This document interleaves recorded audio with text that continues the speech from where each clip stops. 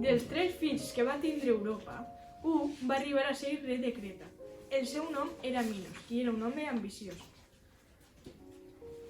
General, tenen familiaris sobre les ciutats ocupades per francesos. Així és, majestat.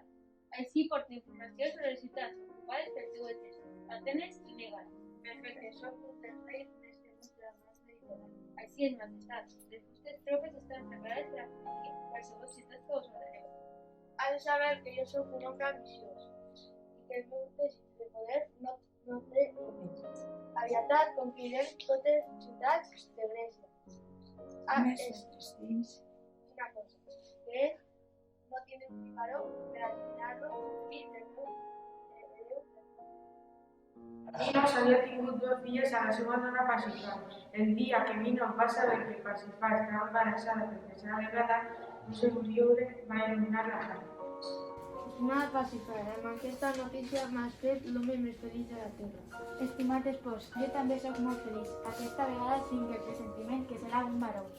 Les donarem una educació digna d'un rei. I serà estimat per tots els seus súbdits. Però quan Pasífae va donar a llum, l'alegria de Minos es va fer feta miquetes, perquè el nounat no tenia res a veure amb el rei que els seus pares ja havien somiat. Era un ser monstruós amb cap de bou i cos d'home. Per aquesta raó l'anomenaren Minotaure. Minos estarà furiós. Aquest fill no pot ser fill meu.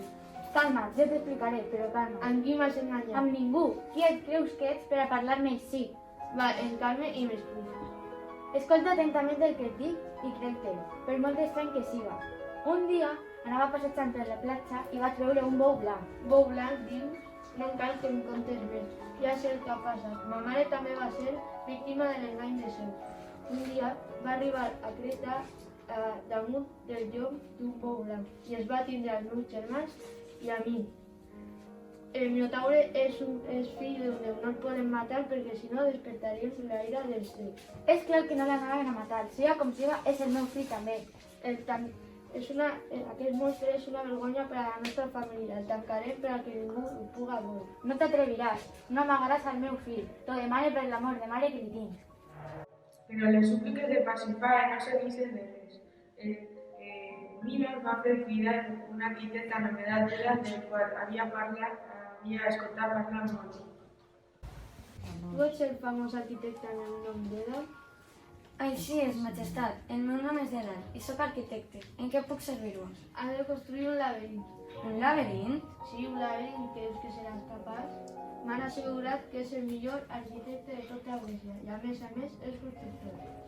No t'han enganyat, senyor. Disculpa la meva estranyesa, però mai havia rebut un encàrrec com el de vos, majestat. Desitge que ningú puga trobar mai la sortida, perquè tornarà per les estàncies i corredors per on ja havia passat. Bé, serà com vos ordeneu. Dèdal va construir a Nossos un palau en el camp, on només un déu, a la seva intel·ligència il·limitada, podria trobar medicina. Minos va fer tancar el Minotaure. Cada any obligaven a 7 fadrins i a 7 fadrines a entrar en el laberint. Els joves eren presoners procedents de les ciutats que havia conquerit el rei Minos.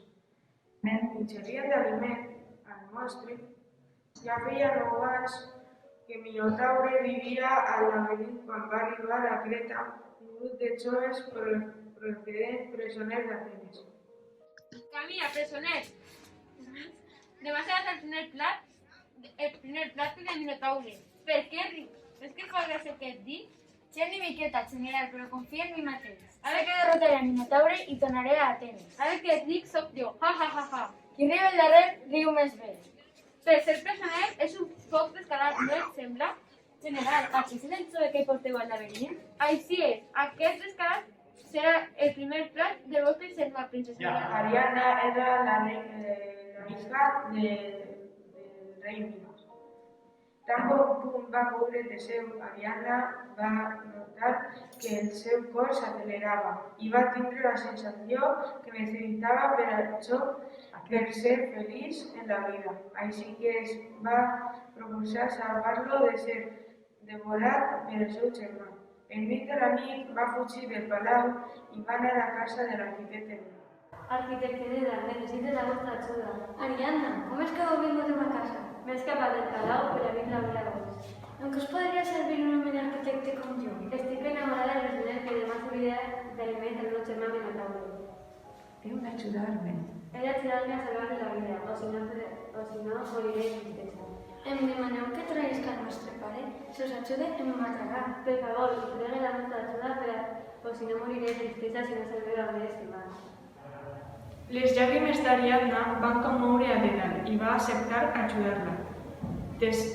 Teseu va explicar a Ariadna el que hi havia de fer Teseu. Sense perdre un segon, Ariadna, encara protegida per la foscor de la nit, va anar en secret al calabós on estava pres Teseu.